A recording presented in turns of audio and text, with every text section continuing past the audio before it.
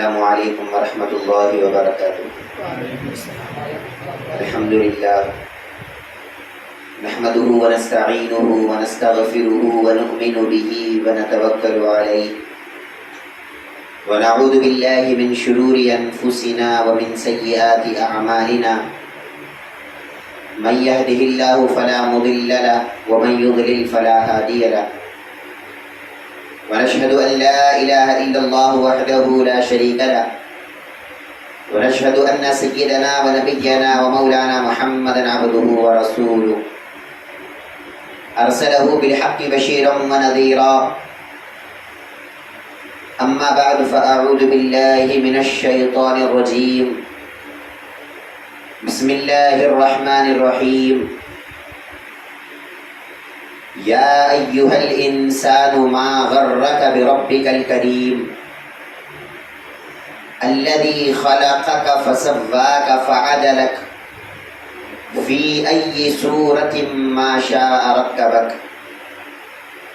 صدق الله مولانا العظيم وقال تعالى في شأن حبيبه إن الله وملائكته يصلون على النبي يا أيها الذين آمنوا صلوا عليه وسلموا تسليما اللهم صل على سيدنا وشفيعنا وحبيبنا ونبينا ومولانا محمد وعلى آل سيدنا ومولانا محمد النبي الأمي الذي قرنت البركة بذاته ومحياه وتعطرت العوالم بطيب ذكره وإحياه۔ محترم دوستو، اللہ تبارک و تعالیٰ کا فضل و کرم ہے کہ اس نے ہم سبوں کو پیارے آقا حضور اکرم جناب محمد الرسول اللہ صلی اللہ علیہ وسلم کی مبارک امت میں پیدا فرمایا۔ اللہ کا کرم ہے کہ اس نے ہم سبوں کو اللہ والوں کی نسبتیں اور اللہ والوں کی صحبتیں عطا فرمایا، اور آج اللہ تبارک و تعالیٰ نے دین کی کچھ باتیں سننے اور سنانے کا موقع ہم سب کو عطا فرمایا، الحمدللہ۔ محترم حاضرین کرام، اللہ تبارک و تعالیٰ نے ہم سب کو پیدا کیا، تمام انسانوں کو، تمام مخلوقات کو، تمام فرشتوں کو، تمام کائنات کو پیدا کرنے والا اللہ تبارک و تعالیٰ۔ جب اللہ تبارک و تعالیٰ نے ہم کو پیدا کیا تو اس نے ہمارے سامنے اپنے پیدا کرنے کا ایک مقصد رکھا، اور وہ کہتا ہے کہ بندو یہ مت سمجھنا کہ ہم نے تم کو پیدا کر دیا تو یوں ہی بیکار پیدا کر دیا۔ تم دنیا میں آئے اور چند دن دنیا میں اپنی مرضی والی زندگی تم گزار لیے، اور جیسے تمہارے دل میں آیا تم ویسے زندگی جی لیے، اور اس کے بعد موت آئی اور تم خبر میں چلے گئے۔ ہم نے اس مقصد سے تم کو پیدا نہیں کیا تھا۔ قرآن مجید میں اللہ تبارک و تعالیٰ فرماتا ہے افحسبتم انما خلقناکم عبثا، اے بندو کیا تم یہ سمجھتے ہو کہ ہم نے تم کو یوں ہی بیکار پیدا کر دیا؟ وَأَنَّكُمْ إِلَيْنَا لَا تُرْجَعُونَ، اور تم یہ سمجھتے ہو کہ تم کو واپس ہماری طرف لوٹنا نہیں ہے اور واپس تم کو ہمارے پاس آنا نہیں ہے؟ کیا تم ایسا سمجھتے ہو؟ اگر تم ایسا سمجھتے ہو تو یہ تمہارا غلط خیال ہے۔ تم کو ہم نے بغیر مقصد کے پیدا نہیں کیا، تم کو پیدا کرنے سے پہلے ہم نے ایک بڑا مقصد سامنے رکھا، اس مقصد کو پورا کر کے ہم نے تم کو بنایا، اور ہمارا منشا اور ہماری مرضی یہ ہے کہ اب انسان جب دنیا میں آیا ہے تو ہمارے مقصد سے زندگی گزارے، ہماری مرضی سے زندگی گزارے، اس کی مرضی نہ چلائے۔ مثال کے طور پہ آپ دیکھیے، ہم دنیا میں بھی کچھ کام کرتے ہیں تو کسی مقصد سے کرتے ہیں۔ ہم اگر کوئی فون خرید کر لائے، اس کا ایک مقصد ہمارے پیش نظر ہوتا ہے۔ ہم یہ سمجھتے ہیں کہ میں ایک سیل فون خریدا ہوں تو اس کا مقصد یہ ہے کہ میں یہاں بیٹھے بیٹھے اپنے دور کسی رشتہ دار سے، اپنے دور بیٹھے کسی دوست سے میں بات کر سکوں۔ اگر آپ کے فون میں وہ مقصد پورا نہیں ہو رہا ہے، فون تو آپ نے خرید لیا، بہت عالی شان فون ہے، لیکن آپ اس سے بات نہیں کر سک رہے ہیں، آپ اس سے جو کام لینا چاہیے وہ کام آپ کا نہیں ہو رہا ہے، تو آپ کیا کہیں گے؟ آپ کہیں گے کہ میں نے جس مقصد کے لیے یہ فون خریدا تھا یہ اس مقصد میں بیکار ہو گیا. تو لہٰذا لاکھوں کا فون ہے لیکن بیکار ہونے کی وجہ سے آپ اس کو اٹھائیں گے اور بازو رکھ دیں گے. آپ کہیں گے کہ یہ میرے مقصد کو پورا کرنے والا نہیں رہا. دنیا میں ہم کوئی بھی کام کرتے ہیں تو ایک مقصد سے کرتے ہیں. اللہ رب العزت جب اتنی کائنات کو بنایا اور ہم کو بنایا تو وہ بھی بیکار پیدا نہیں کیا, اس کا بھی ایک مقصد ہے. اگر ہم اس مقصد کو پورا نہیں کریں گے تو ایسے ہی ہو گیا جیسے ہم نے فون خریدا لیکن وہ ہمارے مقصد کو پورا نہیں کر رہا ہے. ہم جس طرح اٹھا کر فون کو بازو پھینک دیں گے, اللہ تعالیٰ بھی ہمارے مقصد کو پورا نہیں کرنے کی وجہ سے اللہ تبارک و تعالیٰ ہم کو کل قیامت میں جہنم میں ڈال دے گا. لیکن اگر ہم اللہ کے اس مقصد کو پورا کریں گے اور اللہ تبارک و تعالیٰ نے جس مرضی سے ہم کو بنایا ہے اس مرضی کو پورا کریں گے, اللہ تعالیٰ ہماری اس زندگی سے راضی ہوگا اور خوش ہوگا, اور تب کہیں جا کر اللہ تبارک و تعالیٰ ہم کو جنتوں سے نوازے گا. دنیا میں اللہ تبارک و تعالیٰ بھیجنے سے پہلے ہم کو اپنا مقصد بتلا رہا ہے. ابھی ہم عالم ارواح میں تھے, دنیا میں آئے بھی نہیں تھے. حدیث مبارک میں آتا ہے کہ اللہ تبارک و تعالیٰ نے جب حضرت آدم علیہ السلام کو پیدا کیا تھا تو آدم علیہ السلام کو پیدا کرنے کے بعد ان کے پیٹھ پر اللہ نے مسح کیا اور ہاتھ پھیرا. جیسے ہی آدم علیہ السلام کے پیٹھ پر مسح اللہ نے کیا, قیامت تک آنے والے تمام انسان حضرت آدم علیہ السلام کے پیٹھ میں سے نکل کے باہر آئے اور ایک چھوٹے ذرے کے شکل میں اللہ تعالیٰ کے سامنے ٹھہر گئے. ہم بھی تھے وہاں پر, ہم کو وہ یاد نہیں ہے کیونکہ بہت پہلے کی بات ہے. 1 سال 2 سال پہلے کیا ہوا ہم کو یاد نہیں رہتا, یہ تو ہزاروں سال پرانی بات ہے. حضرت آدم علیہ السلام کے پیدائش کے وقت کی بات ہے, تو پھر ہمارے ذہن میں یہ باتیں کیسے یاد ہو سکتی ہیں. لیکن قرآن میں اللہ تعالیٰ اس واقعے کو ذکر کرتا ہے اور ہم کو یاد دلاتا ہے, کہتا ہے کہ بندو یاد کرو, وَإِذْ أَخَذَ رَبُّكَ مِن بَنِي آدَمَ مِن ظُهُورِهِمْ ذُرِّيَّتَهُمْ وَأَشْهَدَهُمْ عَلَىٰ أَنفُسِهِمْ. اللہ تعالیٰ فرما رہا ہے کہ یاد کرو اس وعدے کو جو ہم نے آدم علیہ السلام کے تمام بیٹوں کو باہر نکالا تھا اور باہر نکال کر ان سے ایک وعدہ لیا تھا. کیا وعدہ تھا؟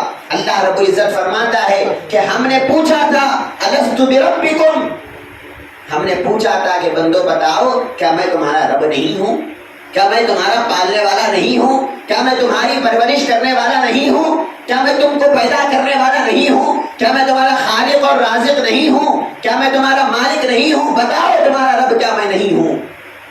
ہم تمام لوگ وہاں ٹھہرے ہوئے تھے, سب نے کہا قالوا بلا شہیدنا, سب نے کہا کہ اے اللہ کیوں نہیں, تو ہی ہمارا پالنے والا ہے, تو ہی ہمارا رب ہے, تو ہی ہمارا حاجت روا ہے, تو ہی ہماری ضرورتوں کو پوری کرنے والا ہے, تو ہی ہمارا مالک و مختار ہے, تو جیسے چاہے گا ہم اپنی زندگی کو ویسی بنانے کے لیے تیار ہے. ہم نے اللہ رب العزت سے وہاں پر وعدہ تو کر لیا, لیکن جب اللہ تعالیٰ نے دنیا میں ہم کو بھیجا تو ہم اس وعدے کو مکر گئے, ہم اس وعدے کو بھول گئے.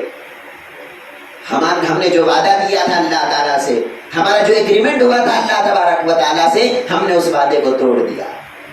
دنیا میں آنے کے بعد ہم دنیا کے جو ہے مزے میں پڑ گئے اور دنیا کے آسائش کو دیکھ کر, دنیا کے آرام کو دیکھ کر, دنیا کے فطروں کو دیکھ کر ہم اس رب العزت کے وعدے کو بھول گئے جس مقصد کے لیے اور جس وعدے کے لیے اللہ رب العزت نے ہم کو دنیا میں پیدا کیا.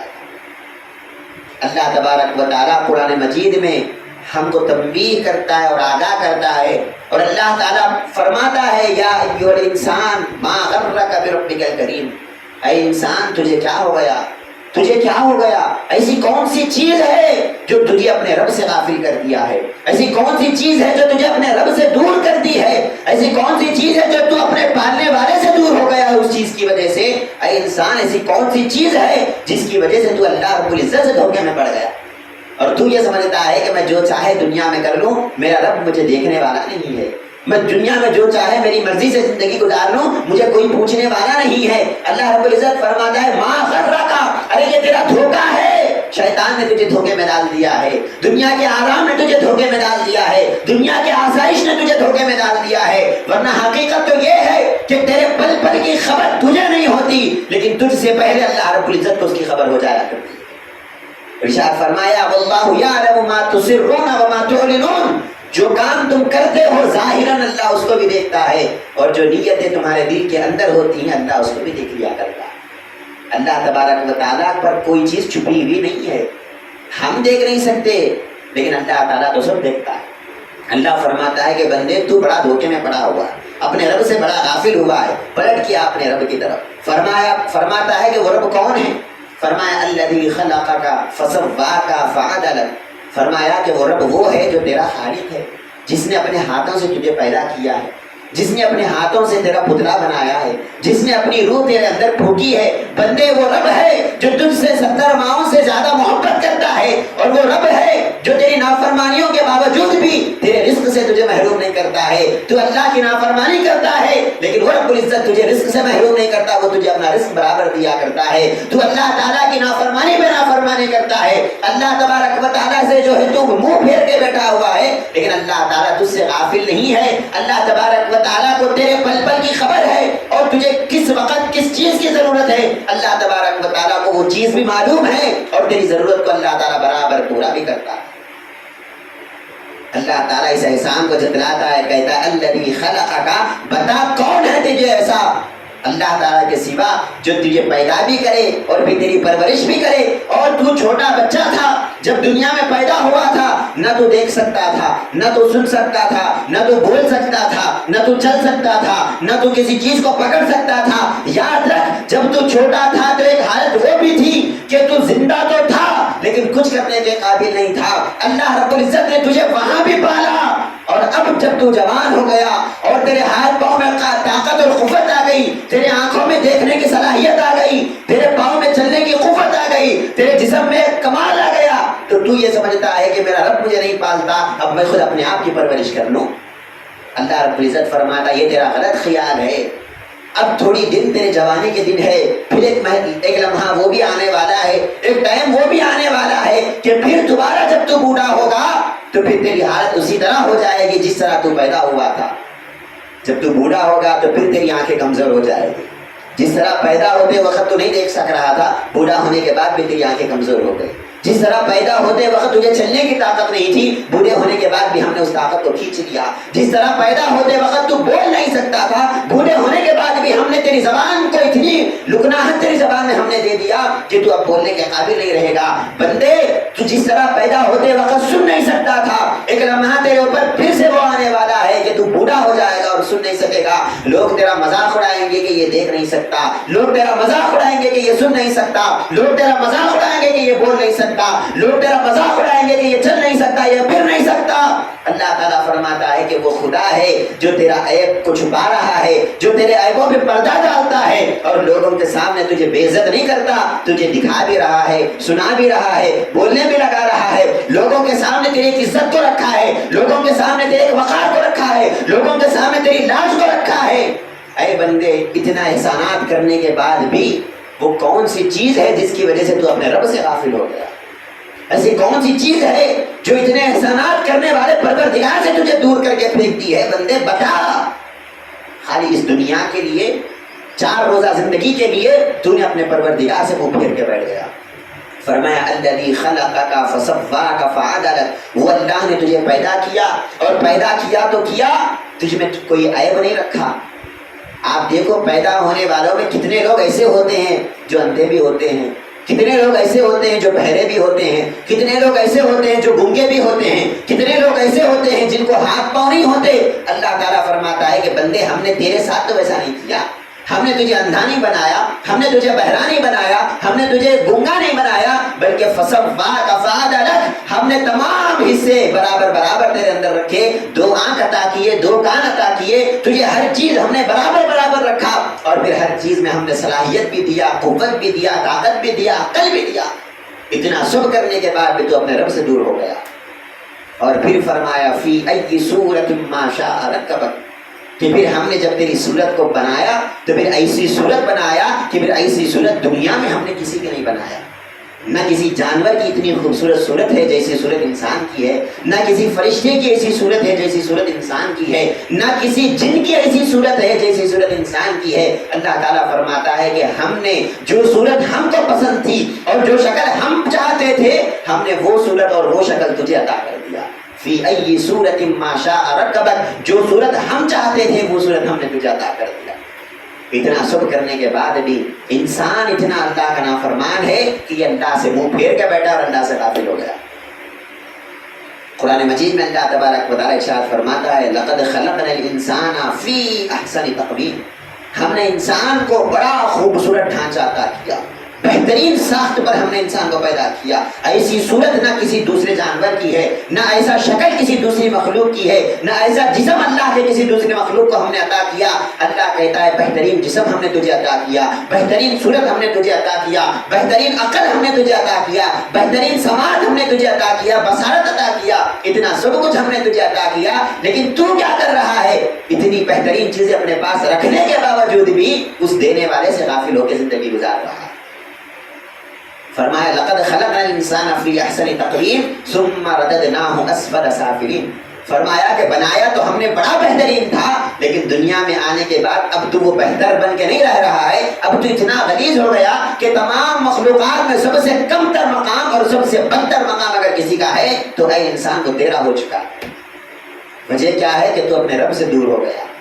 پھر فرمایا الا الذین آمنوا وعملوا الصالحات فلہم اجر غیر ممنون، ارشاد فرمایا کہ اے انسان جب پیدا کرتے وقت اللہ نے تجھے بڑا مقام دیا تھا، بڑا مرتبہ دیا تھا، خلیفۃ اللہ بنایا تھا، تمام فرشتوں سے تجھے سجدہ کرایا تھا، دنیا میں آنے کے بعد تو اس مقام کو بھول گیا، دنیا میں آنے کے بعد تو اپنے اس رتبے کو بھول گیا، تو اے انسان ابھی دیر نہیں ہوئی، موت آنے سے پہلے پہلے تیرے وقت، تیرے پاس ٹائم ہے، تیرے پاس وقت ہے، تو پلٹ کے آ اپنے رب کی طرف۔ الا الذین آمنوا وعملوا الصالحات، پھر سے اللہ پر ایمان لا، اللہ پر یقین رکھ، تیرے پالنے والے پر بھروسہ رکھ، اور پھر تیرے پالنے والے کی مرضی کے مطابق اپنی زندگی کو بسر کر، پھر سے اللہ تعالیٰ تجھے سب مخلوق میں بڑا مقام عطا کرنے تیار ہے۔ محترم حاضرین کرام، انسان ایک ایسی مخلوق ہے اللہ تعالیٰ کی کہ تمام مخلوقات میں سب سے زیادہ محبت اگر اللہ کو کسی مخلوق سے ہے تو وہ انسان سے ہے۔ اللہ رب العزت فرماتے ہیں کہ بندے تو میرے طرف پلٹ کے آ تو صحیح، فرمایا حدیث مبارک میں، حدیث قدسی میں فرمایا کہ اگر کوئی انسان ہمارے پاس ایک بارش آگے آتا ہے تو ہم خود دو بارش اس انسان کے پاس آتے ہیں، اگر کوئی انسان ایک ہاتھ ہمارے پاس آتا ہے ہم دو ہاتھ اس کے قریب ہو جاتے ہیں، اگر کوئی انسان چل کے ہمارے پاس آتا ہے ہماری رحمت بھاگ کے اس کے پاس آتی ہے اور ہم اس انسان کو اپنی رحمت میں جگہ عطا کرتے ہیں۔ محترم حاضرین کرام، ہمارا کام بس یہ ہونا چاہیے کہ ہم اپنے پیدا ہونے کے اس مقصد کو یاد کریں، اللہ رب العزت نے کس مقصد کے لیے ہم کو پیدا کیا تھا اس مقصد کو ہم یاد کر لیں، اور پھر جس مقصد میں آج ہم زندگی گزار رہے ہیں یہ مقصد اگر اللہ کے اس مقصد سے مطابقت رکھتا ہے اور ہماری زندگی اور اللہ کا مقصد اگر یہ دو برابر برابر چل رہے ہیں تو پھر اللہ کا شکر کرنے کی ضرورت ہے کہ جس مقصد کے لیے اللہ نے پیدا کیا تھا ہم وہ مقصد کو پورا کر رہے ہیں۔ لیکن اگر اس طرح نہیں ہے اور ہم وہ مقصد سے زندگی گزار رہے ہیں جو مقصد اللہ کا نہیں ہے تو پھر ہم کو اپنی زندگیوں کو بدلنے کی ضرورت ہے۔ یاد رکھ لو یہ زندگی ہمیشہ رہنے والی زندگی نہیں ہے، یہ زندگی ایک نہ ایک دن ختم ہونے والی ہے۔ آپ یاد رکھو، حال کی بات ہے، شام میں زلزلہ آیا، ترکی میں زلزلہ آیا، آپ یاد رکھو کئی لوگ اس میں ایسے بھی ہوں گے جو یہ سمجھ رہے ہوں گے، کئی نوجوان اس میں ایسے بھی ہوں گے جو جن کا گمان یہ تھا کہ ہم بوڑھے ہونے کے بعد نمازیں پڑھ لیں گے، کئی نوجوان ایسے بھی تھے ہوں گے جو یہ سمجھ رہے ہوں گے تو ابھی تو دنیا کمانے کی عمر ہے، ابھی تو دنیا میں عیش کرنے کی عمر ہے، ابھی تو ہم کو دنیا میں کھیل کود کرنے کی عمر ہے، بڑے ہونے کے بعد ہم نمازیں پڑھ لیں گے، بعد میں بوڑھے ہونے کے بعد ہم عبادت کر لیں گے۔ کتنے لوگ ایسے تھے ہوں گے جو یہ سمجھ رہے ہوں گے کہ اب ہم کو مرنا نہیں ہے، ہم کو بوڑھے ہونے کے بعد مرنا ہے۔ اللہ تبارک و تعالیٰ نے ایک چھوٹا سا زلزلہ لا لیا اور کئی نوجوان ایسے تھے جو زلزلے میں جو ہے اللہ تبارک و تعالیٰ کے قہر سے اور اللہ کے اس آزمائش سے زلزلے کے اثر میں آ گئے اور ان کا انتقال ہو گیا۔ اللہ تعالیٰ بتا رہا ہے کہ موت کا کوئی وقت نہیں ہے، موت کا کوئی ٹائم نہیں ہے، تم ہرگز یہ نہیں سمجھنا کہ میں جوان ہوں تو بوڑھا ہونے کے بعد ہی مروں گا، نہیں، اللہ تعالیٰ نے کوئی ایسا قانون نہیں رکھا، اللہ تبارک و تعالیٰ نے کوئی ایسا جو ہے قانون نہیں بنایا کہ ہم انسان کو 70 سال کی عمر میں ہی موت دیں گے، ہم انسان کو 80 سال کی عمر میں ہی موت دیں گے، اللہ نے کوئی قانون ایسا نہیں بنایا۔ اگر اللہ چاہے تو اللہ تعالیٰ بچپن میں ہی تم کو مار سکتا ہے، اور اللہ نہیں چاہے تو تم کو 400-500 سال کے لیے اللہ زندہ رکھ سکتا ہے، یہ اللہ کی مرضی اور اللہ کا منشا ہے، ہمارے ہاتھ میں اللہ نے موت اور حیات نہیں دیا۔ اللہ تعالیٰ قرآن مجید میں ارشاد فرماتا ہے، اے بندو یاد رکھو، قل ان الموت الذی تفرون منہ فانہ ملاقیکم۔ سورہ جمعہ میں اللہ ارشاد فرماتا ہے کہ اے پیارے نبی آپ کہہ دیجئے کہ اے لوگوں جس موت سے تم بھاگنے کی کوشش کرتے ہو وہ موت سے بھاگ نہیں سکتے تم، تم کتنی بھی دور بھاگو وہ موت سے بھاگ نہیں سکتے ہو. اینما تکونوا یدرککم الموت ولو کنتم فی بروج مشیدہ. قرآن پڑھ کے دیکھیے آپ کیا انداز ہے اللہ تبارک و تعالیٰ کا. اللہ رب العزت فرماتا ہے اگر تم ایک مضبوط قلعے میں جا کے بیٹھ گئے اور تم یہ سمجھے کہ یہاں پر اب مجھے کوئی موت نہیں دے سکتا, اب یہاں پر مجھے کوئی مار نہیں سکتا, اگر تم ایک مضبوط قلعے میں بھی جا کر بیٹھ جاؤ گے اللہ تعالیٰ وہاں بھی موت کے فرشتے کو بھیجے گا اور وہاں بھی تمہاری روح کو اللہ قبض کر سکتا. تم ایسا سوچنا یہ تمہاری غلط فہمی ہے کہ مجھے موت نہیں آ سکتی. دنیا میں ہر انسان کو ہم نے پیدا کیا, اس کے پیدا ہونے سے پہلے ہم نے اس کے موت کا ذکر کر دیا اور اس کے موت کا فیصلہ کر دیا.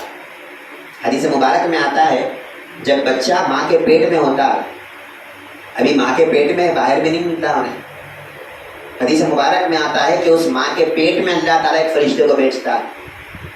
وہ فرشتہ ماں کے پیٹ میں آتا ہے اور اس پیدا ہونے والے بچے کے رزق کو وہ فرشتہ لکھتا ہے کہ یہ بچہ جب پیدا ہوگا تو یہ فلاں فلاں رزق کو کھائے گا, اور پھر وہ بچہ نیک ہوگا یا وہ بچہ گنہگار ہوگا, وہ فرشتے اس بات کو بھی لکھ دیں گے کہ یہ بچہ بڑے ہو کر نیک بنے گا, یہ بچہ بڑے ہو کر گنہگار بنے گا. اور پھر فرمایا سرکار دو عالم نے کہ وہ فرشتہ اس انسان کی موت کو بھی لکھ دے گا کہ یہ انسان جب دنیا میں پیدا ہوگا تو پھر کتنے سال میں مرے گا, کب مرے گا, کیسے مرے گا, نیک بن کے مرے گا یا گنہگار بن کے مرے گا. اللہ رب العزت نے وہ تمام فیصلے کر دیا. ہم کو پیدا ہونے سے پہلے ہماری پوری ہسٹری اللہ تبارک و تعالیٰ نے لکھ کے رکھ دیا.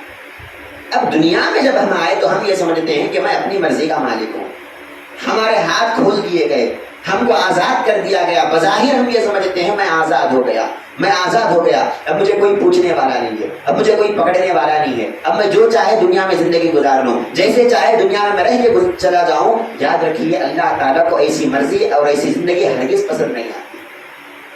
اللہ تبارک و تعالیٰ قرآن مجید میں بار بار ارشاد فرماتا ہے کہ بندو ایک تمہاری مرضی ہے اور ایک اللہ کی مرضی ہے. اگر تم اپنی مرضی سے زندگی گزارو گے تو یاد رکھ لے دو زندگیاں ہم نے تم کو عطا کیا, ایک ہے دنیا کی زندگی اور ایک ہے آخرت کی زندگی. یہ دو زندگیاں ہم نے تم کو عطا کیا. یہ دو زندگیوں میں دو مرضیاں چلنے والی ہے, ایک مرضی ہماری چلے گی, ایک مرضی تمہاری چلے گی. اب تمہارا اختیار ہے, تمہاری چوائس ہے کہ تم کون سی مرضی سے زندگی گزارنا چاہتے ہو. اگر تم دنیا میں تمہاری مرضی سے زندگی گزار کے آ گئے اور تم نے جو چاہا ویسے کر کے دنیا میں آئے تو پھر قیامت کی زندگی جو ہمیشہ رہنے والی زندگی ہے وہ ہم اپنی مرضی سے گزارنے لگائیں گے, اور ہماری مرضی یہ ہوگی کہ ہم تم کو جہنم میں ڈال دیں گے, کیونکہ دنیا میں تم نے تمہاری مرضی سے گزار کے آئے تھے. لیکن اگر تم دنیا میں ہماری مرضی سے گزار کے آئے زندگی, اور دنیا میں تم اللہ رب العزت کے منشا اور اللہ رب العزت کی مرضی کے مطابق گزار کے آئے, تو پھر جب وہ آنے والی جو زندگی ہے اس زندگی میں اللہ رب العزت فرماتا ہے کہ وہ زندگی اب ہم تمہاری مرضی والی بنا دیں گے, اب تم جو چاہو گے ہم تم کو جنت میں وہ عطا کر دیں گے. وَلَكُمْ فِيهَا مَا تَشْتَهِي أَنفُسُكُمْ, فرمایا کہ تمہارے نفس کی ہر خواہش پوری ہوگی, لیکن دنیا میں نہیں, آخرت میں پوری ہوگی. دنیا میں تم کتنا بھی کچھ بھی کر لو, نہ تمہارا نفس مطمئن ہونے والا ہے نہ تم مطمئن ہونے والے ہو. ایک مثال آپ کو دیتا ہوں, بات اچھی طرح سمجھ میں آتی ہے. دنیا میں اگر کوئی فقیر ہوتا ہے جس کے پاس 1 روپیہ بھی نہیں ہے, فقیر ہے, انہیں بھی پریشان ہے, انہیں بھی پریشان ہے. انہیں یہ سمجھتا ہے کہ میرے پاس کچھ پیسے آ جائے, میرے پاس کچھ میں بن جاؤں تو پھر میں اطمینان سے زندگی گزاروں گا. اگر اس کے پاس پیسے آ گئے تب بھی انہیں پریشان ہے. انہیں یہ کہتا ہے کہ میرے پاس پیسے زیادہ ہو گئے, اب اس پیسے کی میں حفاظت کیسے کروں, اب اسی ٹینشن میں اس کا انتقال ہو جاتا. پیسے نہیں تھے تب بھی پریشان تھا, پیسے آئے تب بھی پریشان ہے. اللہ تعالیٰ فرماتا ہے کہ یہ زندگی وہ زندگی ہے کہ یہاں پر تمہارے نفس کی خواہش کبھی پوری نہیں ہوتی. نفس ایک بھوکے کی طرح ہے, تم اس کو جتنا کھلاتے جاؤ گے انہیں اور کھانے کی ضد کرتا رہے گا, تم اس کو جتنا پلاتے جاؤ گے انہیں اور پینے کی ضد کرتا رہے گا. تم اپنے آپ کے لیے جتنا تم کرتے رہو گے, اندر کی خواہشیں کبھی ختم ہونے والی نہیں ہے. اندر والا یہ کہتا ہے کہ مجھے اور چاہیے اور چاہیے. تم اندر والے کو دباؤ اور اندر والے کو تم روک کے رکھو. جب تم اندر کی خواہشات کو روک کر رکھو گے, اللہ تعالیٰ کی مرضی کے مطابق تم زندگی گزارو گے, تو پھر قیامت میں آنے والی زندگی کو اللہ تعالیٰ ایسی بہترین زندگی تم کو عطا کرے گا کہ جو تم چاہتے ہو اللہ تعالیٰ ویسی زندگی تم کو عطا کرے گا. امام بوصیری رحمۃ اللہ علیہ نفس کی مثال دیتے ہوئے فرماتے ہیں قصیدہ برد شریف میں, آپ فرماتے ہیں والنفس كالطفل ان تهمله شب على حب الرضاع وان تفتبه ينفتم. امام بوصیری رحمۃ اللہ علیہ فرماتے ہیں کہ نفس کی مثال ایک چھوٹے بچے کی طرح ہے. جس طرح ایک چھوٹا بچہ ہوتا ہے ماں اس کو دودھ پلاتی ہے، ماں اس کو دودھ پلاتی ہے، 2 سال کے بعد ماں دودھ چھڑا دیتی ہے۔ اگر ماں دودھ نہیں چھڑائی اور یہ کہی کہ میرا چھوٹا بچہ ہے دودھ پیتا ہے تو پینے دو پینے دو، اگر اس طرح کہہ کر وہ ماں دودھ نہیں چھڑائے گی اور دودھ پلاتے رہے گی تو وہ چھوٹا بچہ کیا کرے گا؟ بڑا ہونے کے بعد بھی اس کو ماں کے دودھ کی ہی عادت پڑے گی اور وہ دودھ پی کے ہی سوئے گا۔ امام بصیری فرماتے ہیں کہ اپنا نفس بھی اسی طرح ہے، اگر تم نفس کو نہیں روکو گے اور وقت پر اس کو جو ہے کنٹرول میں نہیں لاؤ گے، اپنی خواہشات کو اور اپنے اندر والے کو اگر تم ٹائم پہ اس کو نہیں روکے گے تو وہ بڑھتے رہے گا اور بڑے ہونے کے بعد بھی وہ خواہشات کرتا ہی رہے گا۔ نہ دنیا کی خواہشات ختم ہونے والی ہے، نہ نفس کے تقاضے ختم ہونے والے ہیں۔ تم کیا کرو، جس طرح ایک چھوٹے بچے کو ماں 2 سال کے بعد دودھ رکا دیتی ہے، اب وہ روتا بھی ہے تو ماں دودھ نہیں پلاتی، اب وہ تڑپتا بھی ہے تو ماں اپنا دودھ نہیں پلاتی۔ ہاں دودھ جو ہے کسی دوسرے ذریعے سے اس کو نصیب ہوتا ہے، گائے کا دودھ یا فنا دیتی ہے، اپنا دودھ اس کو پھر نہیں پلاتی۔ وہ بچہ تڑپتا بھی ہے، مچلتا بھی ہے، لیکن ماں کو معلوم ہے کہ وہ کیوں نہیں پلا رہی ہے۔ جب وہ روکتی ہے تو پھر وہ بچہ چھوڑ دیتا ہے، اب اس کے بعد پھر وہ ماں کا دودھ نہیں پیتا۔ امام بصیری یہ مثال دے کے فرماتے ہیں تم بھی اپنے نفس پہ لگام لگاؤ، اس نفس کو جس طرح گھوڑے پر لگام لگائی جاتی ہے اپنے نفس پہ لگام لگاؤ اور اپنے نفس کی چابی اپنے ہاتھ میں رکھو، جب چاہے تم اپنے نفس کی خواہشات کو بند کر دو اور جب چاہے اس کو کھول دو، یہ تمہارے ہاتھ میں ہونے چاہیے۔ نفس پر تم غالب ہونا چاہیے، نفس تمہارے اوپر غالب نہ ہو، تمہاری خواہشات تمہارے کنٹرول میں ہونی چاہیے، تمہاری عادتیں تمہارے کنٹرول میں ہونی چاہیے۔ اتنے حد سے زیادہ آگے مت بڑھ جاؤ اور اتنا لمٹ سے آگے مت بڑھ جاؤ کہ پھر ایک وقت وہ بھی آ جائے کہ تم کچھ نہ ہو لیکن تمہاری خواہشات اتنی بڑھ جائے کہ تم اب نہ چاہتے ہوئے بھی اپنی خواہشات کو پوری کرتے ہوئے پیچھے بڑھو گے۔ سرکار دو عالم صلی اللہ علیہ وسلم ارشاد فرماتے ہیں کہ 2 چیزیں ایسی ہے کہ وہ 2 چیزیں جب بڑھتی ہے تو پھر اس کے ساتھ ساتھ اور ایک 2 چیزیں بڑھتی ہے۔ سرکار نے فرمایا کہ مال کی محبت ایک ایسی چیز ہے کہ جتنا بڑھتے جائے گا پھر اور بڑھتی جائے گی۔ آپ یہ کہیں کہ میں 1 کروڑ کما لیا اب اس کے بعد ختم کر دوں گا، میں پیسے نہیں کماؤں گا، نہیں، 1 کروڑ کمانے کے بعد پھر ہرس اور بڑھے گی۔ وہ کہے گا کہ ٹھیک ہے میں 2 کروڑ کماؤں گا، پھر 2 کروڑ کما لیا تو پھر ہرس اور بڑھے گی، وہ کہے گا میں اور کماؤں گا۔ اب یہ اسی خواہش میں اور اسی ہرس میں اب یہ پیسوں کو جمع کرتا رہے گا، نہ اس کو سکون ہوگا نہ اس کی خواہشات ختم ہونے والی ہے۔ سرکار فرماتے ہیں اگر یہ بوڑھا بھی ہو گیا اور یہ مرنے کے کگار پہ پہنچ گیا، ایک پاؤں اس کا قبر میں بھی پہنچ گیا، تب بھی یہ یہی کہے گا کہ کاش میرے پاس ایک پیسہ آ گیا تو اچھا۔ سرکار مثال دے کے فرماتے ہیں کہ آدم کا بیٹا انسان اتنا لالچی ہے اور اتنا حریص ہے، اتنا حرص خور ہے کہ اگر اللہ تبارک و تعالیٰ سونے اور چاندی سے بھر کے پوری ایک دنیا اس کو دے دے، جس دنیا میں صرف سونا ہے چاندی ہے، پوری ایک دنیا اس کو عطا کر دے، تب بھی یہ کہے گا کہ ایسی ایک اور دنیا ہوتی تو اچھا ہوتا۔ انسان کا حرص کبھی ختم ہونے والا نہیں ہے، انسان کی لالچیں کبھی ختم ہونے والی نہیں ہے، انسان کی خواہشات کبھی ختم ہونے والی نہیں ہے۔ ہمارا کام یہ ہونا چاہیے کہ ہم ان خواہشات پر لگام لگائیں، ہم ان خواہشات کو روکیں اور اپنی زندگی کو اپنی خواہش کے مطابق نہیں گزارنا، اپنی زندگی کو اللہ کی خواہش اور اللہ کی مرضی کے مطابق گزارنا، اسی کو دیندار کہتے ہیں۔ دیندار صرف نماز پڑھنے والے کا نام نہیں ہے، کئی نماز پڑھنے والے ایسے بھی ہیں جو نمازیں تو پڑھتے ہیں لیکن اپنی خواہشات سے نہیں رکتے، تو اللہ کی نظر میں وہ دیندار بھی نہیں ہے۔ دیندار صرف روزے رکھنے کا نام نہیں ہے، دیندار صرف زکوٰۃ اور حج کرنے کا نام نہیں ہے، دیندار اس کو بولتے ہیں جو اللہ کی مرضی پہ چلنے والا ہے، جو اللہ کی منشا پہ چلنے والا ہے، دین بولتے ہی اس کو۔ وَرَضِيتُ لَكُمُ الْإِسْلَامَ دِينًا، قرآن میں اللہ کہتا ہے کہ ہم راضی ہو گئے ہیں اسلام کی زندگی سے، تو اللہ کی مرضی کا نام اسلام ہے۔ اگر ہم اللہ کی مرضی کے مطابق نہیں گزارے تو حقیقت میں ہم مسلمان بھی نہیں ہیں۔ الغرض محترم حاضرین کرام، بات بتانے کا مقصد یہی ہے، اللہ رب العزت نے ہم کو پیدا کیا، ہمارا مالک ہے، ہمارا خالق ہے، ہمارا رازق وہ ہے، ہمارا حاجت روا وہ ہے، ہمارا محسن اعظم وہ ہے، احسان کرتے جا رہا ہے۔ اب ہمارا کام یہ ہونا کہ ہم اس کی طرف پلٹنا، اس کے احسانات کا ہم اندازہ کرنا۔ اللہ تبارک و تعالیٰ جب اتنے احسانات ہم پہ کر رہا ہے، بہترین اللہ تعالیٰ نے ہم کو صورت عطا کیا، شکل عطا کیا، ہم کو زندہ رکھا اللہ نے، ہم کو قوت دیا اللہ نے، ہم کو ارادہ دیا اللہ تعالیٰ نے، اللہ تعالیٰ اتنی ساری چیزیں جب ہم کو عطا کر رہا ہے، اب ہمارا کام بھی یہ ہونا کہ بدلے میں ہم اللہ رب العزت کا شکریہ ادا کرنا۔ ہم اللہ رب العزت کی تعریفیں بجا لانا، ہم اللہ رب العزت کی مرضی اور اس کی منشا کے مطابق زندگی گزارنا، تب کہیں جا کر اللہ تعالیٰ ہماری زندگی سے راضی ہوگا اور اللہ خوش ہوگا۔ صحابہ کرام کی زندگی کو آپ دیکھیے کہ صحابہ کرام کیسے اپنی زندگی میں اللہ تعالیٰ کی مرضی اور اللہ کے منشا کے مطابق زندگی گزارے۔ ایک مثال آپ کو دیتا ہوں، بات اچھی طرح سمجھ میں آ جائے گی۔ پرانے زمانے میں ابھی اسلام شروع میں تھا، شراب اس وقت حرام نہیں ہوئی تھی مسلمانوں پر، لوگ شراب پیا کرتے تھے، شراب حرام نہیں تھی کیونکہ اسلام ابھی تو آیا ہے دنیا میں، ابھی تو اسلام پھیل رہا ہے۔ شراب حرام نہیں تھی، حلال تھی، صحابہ پیا کرتے تھے۔ اچانک قرآن کی آیت نازل ہو گئی، اللہ تبارک و تعالیٰ نے اچانک منع کر دیا، کہا کہ آج سے شراب تمہارے اوپر حرام ہے۔ اب آپ غور کیجئے صحابہ کا عالم کیا ہوگا اس وقت۔ ایک چیز ایسی ہے جس کی عادت پڑ چکی ہے اور وہ چیز حلال بھی تھی اسلام میں۔ صحابہ کرام اپنے گھروں میں گھڑوں میں بھر بھر کر شرابیں رکھا کرتے تھے۔ صحابہ کرام کی کوئی دعوت ایسی نہیں ہوا کرتی عرب والوں کی جس میں شراب نہ ہو۔ عرب والے شراب کو اتنا عام تھا شراب پینا، اور وہ بڑے اس کے عادی بن چکے تھے۔ اچانک قرآن کی آیت آ گئی کہ آج سے شراب پینا حرام ہے۔ ذرا غور کر کے دیکھیے، جو چیز کی عادت ہو جاتی ہے انسان کو، پھر اس کو چھوڑنا انسان نہیں چھوڑ سکتا۔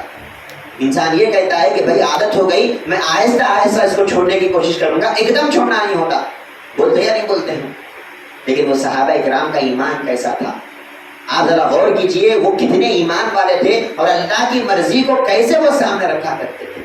جیسے ہی آیت آ گئی کہ آج سے شراب حرام ہے، سرکار نے اعلان کر دیا کہ بندو آج سے شراب حرام ہے۔ روایتوں میں آتا ہے، روایت کرنے والے کرتے ہیں، بعض لوگ ایسے بھی تھے جو اس وقت شراب پی رہے تھے، ان کے منہ میں شراب تھا، اچانک انہوں نے سنا کہ شراب حرام ہو گئی، انہوں نے کیا کیا، فوراً شراب کو کلڈی کر دیا اور باہر پھینک دیا۔ ہم ہوتے تو کیا کرتے معلوم؟ ہم کیا کرتے، ٹھیک ہے چلو شراب کا حرام کا حکم تو آ گیا، یہ جو گھٹ میرے منہ میں ہے میں اس کو نگل لوں گا، اب اس کی بات سے شراب نہیں پیوں گا، ایسا سوچتے نا ہم۔ لیکن صحابہ کرام کا معمول دیکھو، جو ان کے منہ میں تھا اس کو انہوں نے سن دیا، جو ابھی پیے تھے حلق میں انگلیاں ڈال کر شراب کو باہر نکالنے لگے کہ یہ حرام ہو گئی ہے، حرام چیز میرے اندر نہ رہے۔ اور پھر اس کے بعد جتنے گھڑے ان کے گھروں میں شراب کے تھے، تمام صحابہ کرام گھڑوں کو لاتے اور روڈ پہ پھینک دیا کرتے تمام شراب کو۔ روایت کرنے والے کرتے کہ اس وقت ایسا نظر آ رہا تھا گویا مدینے کی گلیوں میں شراب کی ندیاں بہ رہی تھی، اور ہر گلی میں ایسا نظر آتا تھا کہ شراب کی ندی ہے کیا۔ اتنے شراب کو صحابہ نے بہا دیا، پھینک دیا، کہا کہ جو چیز اللہ کو پسند نہیں ہے، جو مرضی اللہ کے رسول کو پسند نہیں ہے، اب ہماری زندگی میں بھی ہم وہ نہیں چاہتے، اب لہٰذا ہم شراب کو آج سے بالکل ختم کر دیں گے اور بیکار کر دیں گے۔ محترم حاضرین، اس وقت بڑے نفس کے مجاہدے کی بات تھی۔ اب ہم کو سننے میں وہ اتنا زیادہ مشکل نہیں دکھ رہا ہے، لیکن اس وقت وہ جتنا مشکل نظر آ رہا تھا وہ ان سے پوچھو۔ آج ہم پانی پیتے ہیں، جس طرح پانی پینا عام بات ہے، اس زمانے میں شراب پینا عام بات تھی۔ اگر کوئی اچانک آج سے آ کے ہم سے کہے کہ آج سے پانی پینا بند، آج سے پانی نہیں پینا، کیا کرتے ہم؟ مانتے؟ ہم یہ بولتے کہ کیسے، یہ کیسا دین ہے کہ پانی پینے سے روکتا ہے، یہ کیسا دین ہے ہماری پیاس بجھانے سے روکتا ہے، یہ کیسا دین ہے۔ ہم الٹا دین پہ جو ہے الزام لگا دیتے، لیکن اپنی مرضی کو ہم چھوڑنا گوارا نہیں کرتے۔ صحابہ کرام نے وہاں پر اپنے نفس کا تزکیہ کیا، مجاہدہ کیا اور اٹھا کر شراب کو پھینک دیا، تب کہیں جا کر وہ صحابہ بنے، تب کہیں جا کر وہ اللہ تعالیٰ کی مرضی والی زندگی گزارے۔ اب اللہ تعالیٰ نے قرآن میں اعلان کر دیا رضی اللہ عنہم ورضوا عنہ، اب اللہ تعالیٰ ان کی زندگی سے راضی ہو گیا اور یہ اللہ سے راضی ہو گئے۔ اللہ راضی ہونا بولے تو یہ معمولی بات نہیں ہے، یہ صرف نمازوں سے اور روزوں سے ہونے والی بات نہیں ہے، اللہ کی مرضی اور اللہ کے منشے کے مطابق زندگی گزار دے تب کہیں جا کر اللہ راضی ہوتا۔ ایک اور مثال آپ کو دیتا ہوں، دیکھیے اب کیا زندگی صحابہ کرام کی۔ حضرت ابوبکر صدیق رضی اللہ عنہ کا ایک واقعہ کتاب میں پڑھا ہے کہ ابوبکر صدیق رضی اللہ عنہ کے پاس ایک دودھ والا ہوتا، روزانہ آتا اور دودھ ڈالتا، آپ اس کو دودھ کے پیسے دے دیتے اور دودھ گرم کر کے پیتے بہرحال استعمال کر لیتے۔ ایک دن آپ باہر گئے ہوئے تھے، دودھ والا آیا، جب دودھ دینے لگا تو گھر کی جو نوکرانی تھی اس نے کہا کہ ہمارے حضرت تو نہیں ہے، ابوبکر صدیق تو باہر گئے ہوئے ہیں، پیسے دینے کے واسطے حضرت نہیں ہے۔ وہ دودھ والے نے کہا کہ ٹھیک ہے کوئی بات نہیں، حضرت تو نہیں ہے، یہ کہاں جانے والی ہے، ابوبکر صدیق ہے، ان سے بڑا سچا کون ہے، ان سے بڑا امانت دار کون ہے آج کی دنیا میں، مجھے بھروسہ ہے ابوبکر پر، میں پیسے بعد میں لے لوں گا۔ ہم بھی کرتے ہیں نا ایسا، ادھار لیتے نہیں لیتے، قرض لیتے نہیں لیتے، لے کے فل کھاتے پیتے، اور ہم یہ سمجھتے کہ بھائی چل رہا ہے اسلام میں، اب وہ قرض لوٹانے کی فکر بھی نہیں ہوتی ہم کو، اس کے پیسے دینے کی فکر بھی نہیں ہوتی، کہاں بھاگ کے جاؤں بولتے۔ خرچ دینے والا اگر آیا نا، آ کے پوچھا نا بھائی کہاں ہے میرے پیسے، ارے کہاں بھاگ کے جاتا میں، یہاں چھنا میں دیتا نا، ہم کو لوٹانے کی نیت ہی نہیں ہے، لوٹانے کی فکر ہی نہیں ہے۔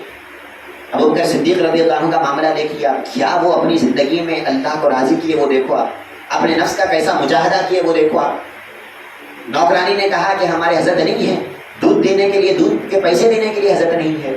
وہ دودھ والا کہنے لگا کہ کوئی بات نہیں ہے، ابو بکر صدیق کا گھر ہے، میں پھر کبھی پیسے لے لوں گا، دودھ لے لو۔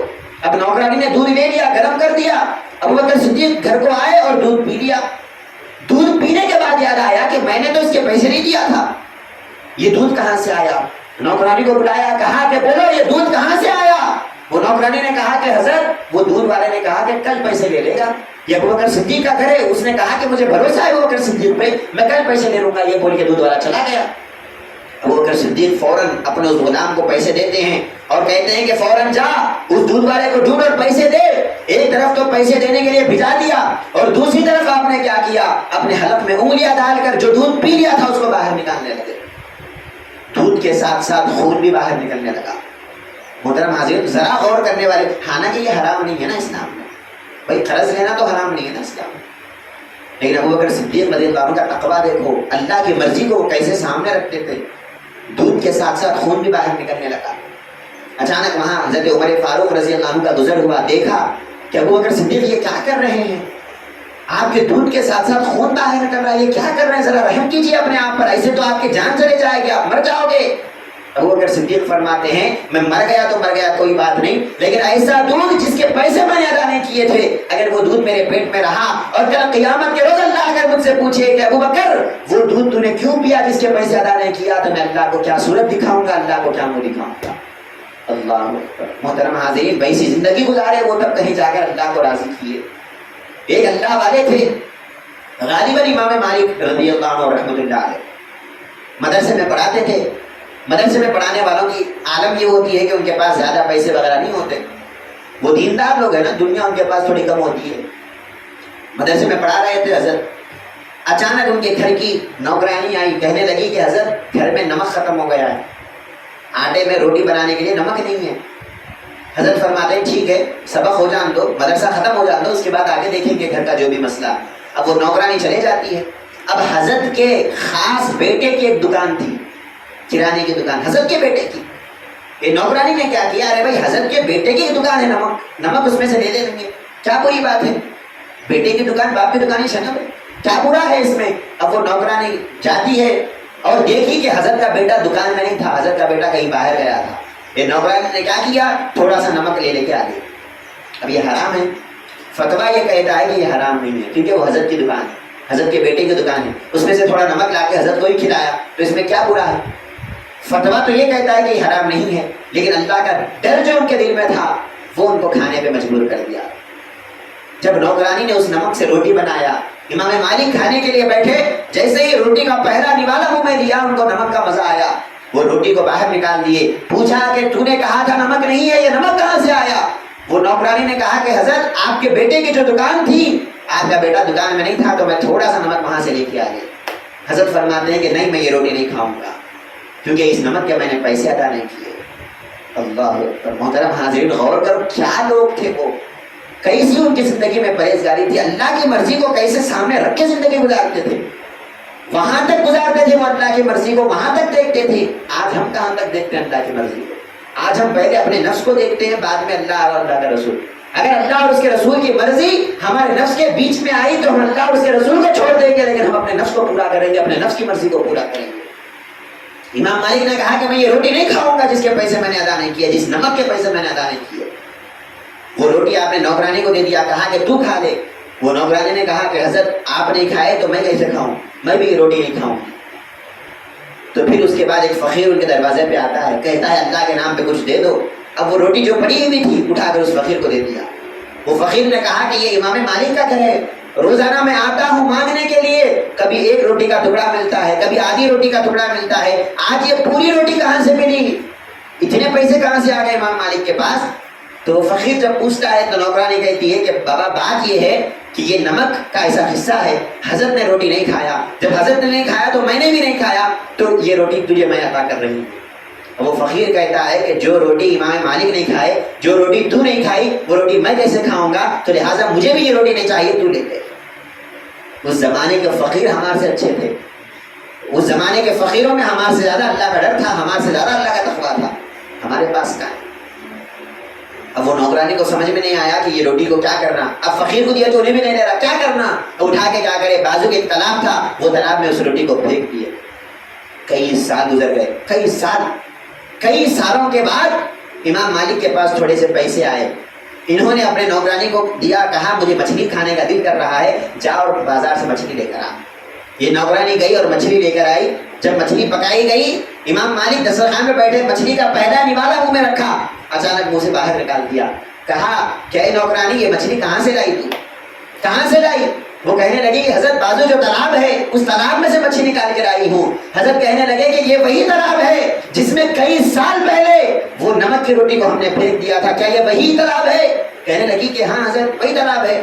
تو حضرت کہنے لگے کہ میں یہ مچھلی نہیں کھاؤں گا، کیونکہ ہو سکتا ہے کہ یہ مچھلی وہی ہے کہ روٹی کھالی ہوں گی جس میں وہ نمک تھا، وہ نمک میرے اوپر حرام تھا، یہ نمک وہ مچھلی کے پیٹ میں ہوگا، شاید اس مچھلی کے باپ کے پیٹ میں ہوگا، شاید اس مچھلی کے ماں کے پیٹ میں ہوگا، اس کا اثر اس مچھلی میں بھی ہوگا، تو لہٰذا اس شک کی وجہ سے میں یہ مچھلی نہیں کھاؤں گا۔ اللہ اکبر، کیا تقویٰ، کیا پرہیزگاری! حالانکہ حرام ہے، حرام ہے نہیں۔ اور آج ہماری حالت کیا ہے؟ حرام غذا بھی سامنے آ گئی تو ہم کچھ نہ کچھ بہانہ بناتے اور حرام غذا کھانے کی کوشش کرتے۔ ہم یہ کہتے کہ نہیں بھائی سب چلتا، ہمارے کو سب چلتا۔ دار عبداللہ گڑ دھیلے میں حیدرآباد میں ایک مقولہ مشہور ہے، ہماری حالت بھی اسی طرح، جو بھی ملتا ہم کھا لیتے، نہ حلال دیکھتے، نہ حرام دیکھتے، نہ اللہ کی مرضی دیکھتے، نہ اللہ کا منشا دیکھتے۔ اس طرح زندگی اگر ہم گزاریں گے تو کب اللہ والے بنیں گے؟ اس طرح اگر زندگی گزاریں گے کب اللہ کی مرضی والی زندگی ہم جو ہے حاصل کرنے والے بنیں گے؟ ہمارے عمل میں اللہ کی مرضی نہیں ہے، ہمارے غذا میں اللہ کی مرضی نہیں ہے، ہماری زندگی میں اللہ کی مرضی نہیں ہے، ہمارے بول چال میں اللہ کی مرضی نہیں ہے، ہمارے کسی عمل میں اللہ کی کوئی مرضی نہیں ہے، تو بتائیے کب ہم اللہ کو راضی کرنے والے بنیں گے؟ ایک آخری واقعہ بول کے بات ختم کر دیتا۔ ایک مرتبہ غالباً ایک امام تھے، بہت بڑے امام، فقہ کے بہت بڑے امام، احمد بن حنبل رحمۃ اللہ علیہ۔ 10 لاکھ حدیثیں آپ کو یاد تھی، اتنے بڑے امام ہیں وہ۔ بیٹھے ہوئے ایک مرتبہ لوگ آ رہے، فتویٰ پوچھتے، حضرت یہ مسئلہ ہے بولو۔ حضرت مسئلہ بتاتے۔ حضرت کے پاس ایک عورت آئی مسئلہ پوچھنے کے لیے اور کہتی ہے کہ اے امام احمد بن حنبل میرا ایک مسئلہ ہے، جواب دیو۔ حضرت فرماتے ہیں کہ پوچھو، کیا پوچھنا ہے؟ وہ عورت کہتی ہے کہ حضرت مسئلہ یہ ہے کہ میں روزانہ میرے گھر میں چرخہ چلاتی ہوں۔ چرخہ بولتے معلوم آپ کو، گاندھی جی چلاتا تھا نا وہ کپڑا جس سے بناتے ایسا گول پھرا کے، چرخہ بولتے اس کو اردو میں۔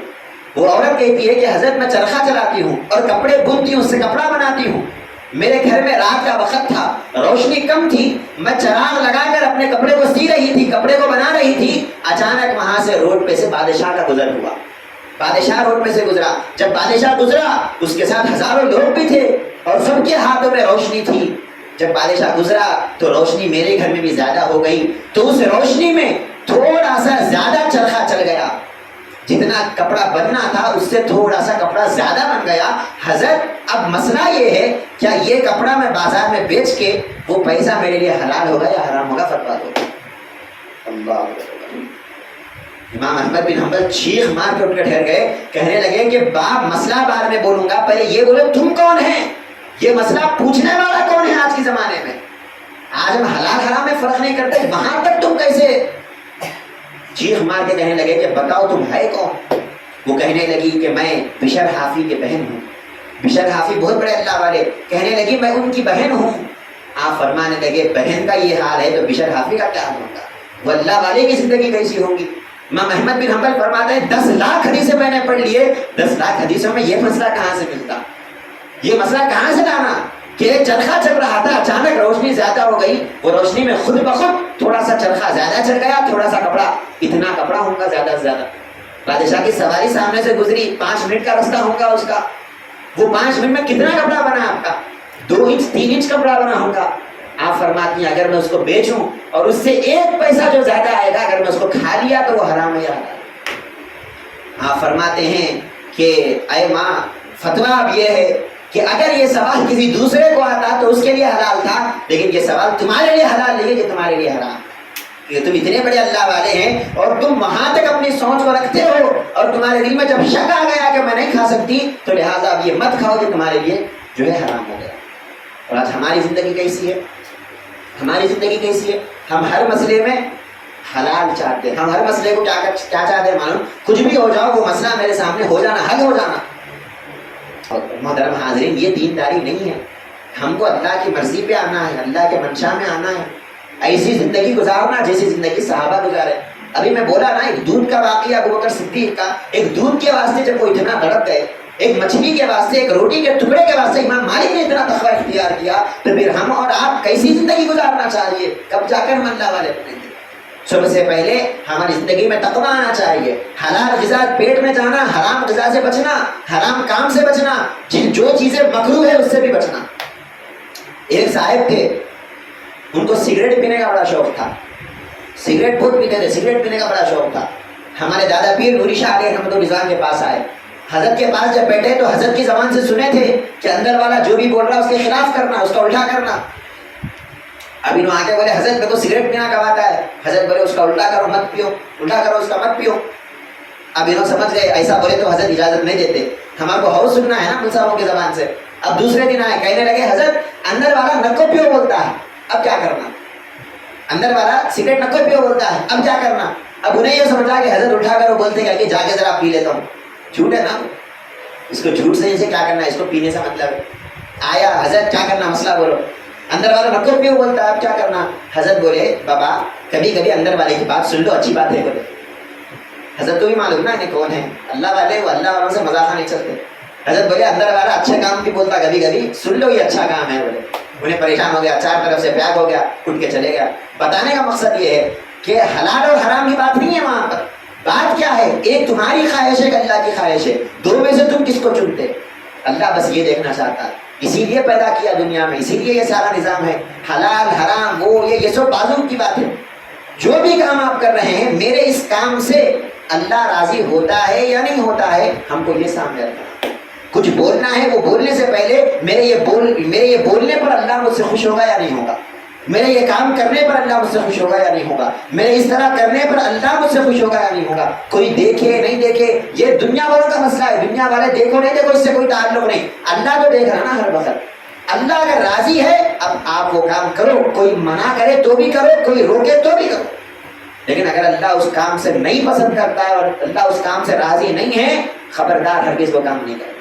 تب کہیں جا کر اللہ ہماری زندگی سے بھی راضی ہوگا اور اللہ تعالیٰ تب کہیں جا کر ہماری زندگیوں میں رحمتوں کو اور برکتوں کو نازل کرے گا. اللہ تعالیٰ سے میں دعا کرتا ہوں ہم جو بولتے ہیں سنتے ہیں اللہ تعالیٰ عمل کرنے کی توفیق عطا فرمائے اور اللہ تبارک و تعالیٰ ہماری زندگیوں میں خیر و برکت عطا فرمائے اور اللہ تبارک و تعالیٰ تقوی والی زندگی اور اللہ کے مرضی اور اللہ کے منشا والی زندگی گزارنے کی ہم سب کو توفیق عطا فرمائے. وما علینا الا البلاغ. السلام علیکم ورحمۃ اللہ وبرکاتہ.